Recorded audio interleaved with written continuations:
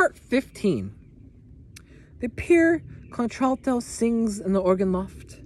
The carpenter dresses his plank. The tongue of his foreplane whistles its wild ascending lisp. The married and unmarried children ride home to their Thanksgiving dinner. The pilot seizes the kingpin. He heaves down with a strong arm. The mate stands braced in the whaleboat. Lance and harpoon are ready. The duck shooter walks by silent and cautious, stretches. The deacons are ordained with crossed hands at the altar. The spinning girl retreats and advances to the hum of the big wheel. The farmer stops by the bars as he walks on a first-day loaf and looks at oats and rye. The lunatic is carried at last to the asylum, a confirmed case. He will never sleep any more as he did in the cot in his mother's bedroom. The juror printer with gray head and gaunt jaws works at his case. He turns his quid of tobacco while his eyes blur with the manuscript. The malformed limbs are tied to the surgeon's table. What is removed drops horribly in a pail. The quadroon girl is sold at the auction stand. The drunken nods by the bare room stove. The machinist rolls up his sleeves. The policeman travel his beats. The gatekeeper marks who passes. The young fellow drives the express wagon. I love him, though I do not know him. The half-breed straps on his light boots to compete in the race. The western turkey shooting draws old and young. Some lean on their rifles, some sit on logs. Out from the crowd steps the marksman, takes his position, leaves his piece. The groups of newly come immigrants cover the wharf or levee. As the woolly pates hoe in the sugar field, the overseer views them from his saddle. The bugle calls in the ballroom. The gentlemen run from their partners. The dancers bow to each other. The youth lies awake in the cedar-roofed garret and harks to the musical rain. The wolverine sets traps on the creek that help fill the Huron. The squaw, wrapped in her yellowed hemmed cloth, is offering moccasins and bead bags for sale. The connoisseur peers along the exhibition gallery with half-shut eyes bent sideways. As the deckhands make fast the steamboat, the plank is thrown for the shore-going passengers. The young sister holds out the skewen, while the elder sister winds it off in a ball and stops now and then for the nuts. The 1-year wife is recovering and happy, having a week ago born her first child. The clean-haired Yankee girl works with her sewing machine or in the factory or mill. The paving man leans on his two-handed rammer. The reporter's lead flies swiftly over the notebook. The sign painter is lettering with blue and gold. The canal boy trots on the tow path. The bookkeeper counts at his desk. The shoemaker waxes his thread. The conductor beats time for the band, and all the performers follow him. The child is baptized. The convert is making his first professions. The regatta is spread on the bay. The race has begun. How the white sails sparkle. The drover watching his drove sings out to them that would stray. The peddler sweats with his pack on his back. The purchaser higgling about the odd cent. The bride unrumples her white dress. The minute hand of the clock moves slowly. The opium eater reclines her frigid head and just open lips. The prostitute draggles her shawl. Her bonnet bobs on her tipsy and pimpled neck. The crowd laughed at their blackguard oafs. The men jeer and wink to each other. Miserable, I do not laugh at your oafs nor jeer you.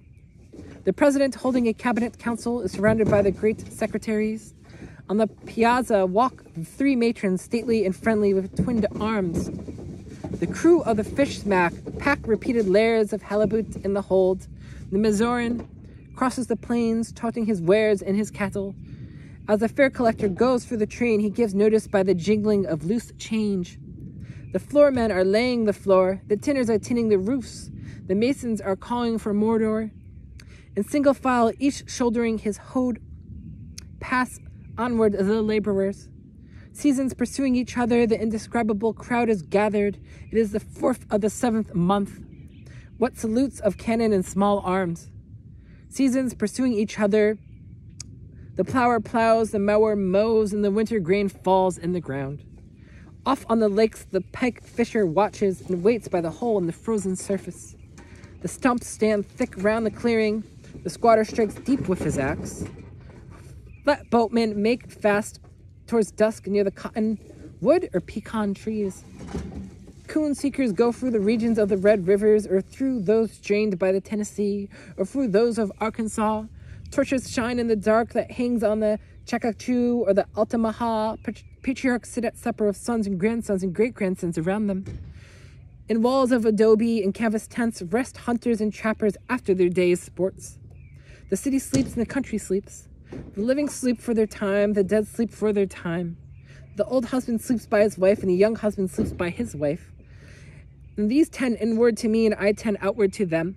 And such as it is to be, of these more or less I am. And of these one and all I weave the song of myself.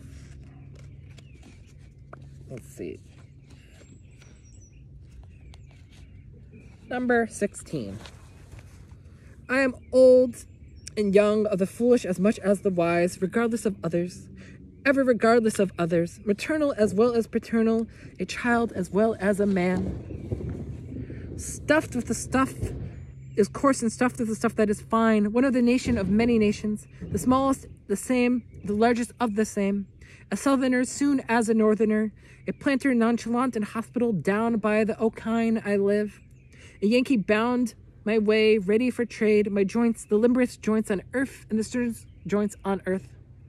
A Kentuckian walking the vale of Elkhorn in my deerskin leggings, a Louisianan or Georgian, a boatman over lakes or bays or along coasts, a Hoosier, a Badger, Buckeye, at home of Canadian snowshoes or up in the bush, or a fisherman off Newfoundland, at home in the fleet of ice boats, sailing with the rest and tacking, at home of the hills of Vermont, or in the woods of Maine, or the Texan ranch, comrade of Californians, comrade of the free Northwesterners, loving their big proportions, comrade of Rassman and Coleman, comrade of all who shake hands and welcome to drink and meat, a learner with the simplest, a teacher of the thoughtfulness, a novice beginning, yet experient of myriads of seasons, of every hue and caste am I, of every rank and religion, a farmer, mechanic, artist, gentleman, sailor, Quaker, prisoner, fancyman, rowdy, lawyer, physician, priest.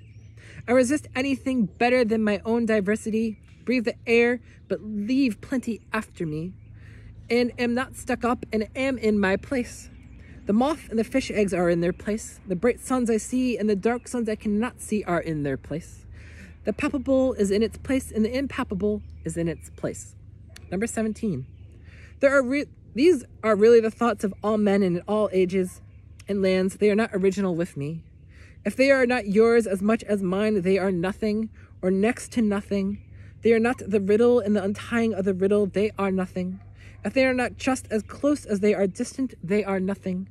This is the grass that grows wherever the land is and the water is. This is the common air that bathes the globe.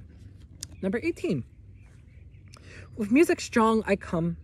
With my cornets and my drums, I play not marches for accepted victors only. I play marches for conquered and slain persons. Have you heard that it was good to gain the day? I also say it is good to fall.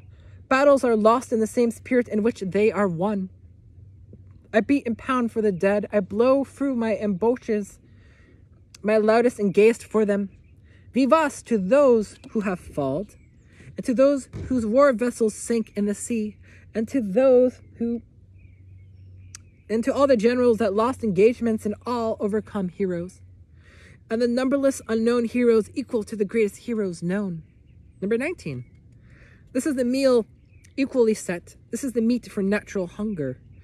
It is for the wicked just the same as the righteous. I make appointments with all. I will not have a single person slighted or left away. The kept woman, sponger, thief are hereby invited. The heavily lipped slave is invited. The veneer relay is invited. There shall be no difference between them and the rest. This is the press of a bashful hand. This is the float and odor of hair. This is the touch of my lips to yours. This is the murmur of yearning. This is the far-off depth and height reflecting my own face.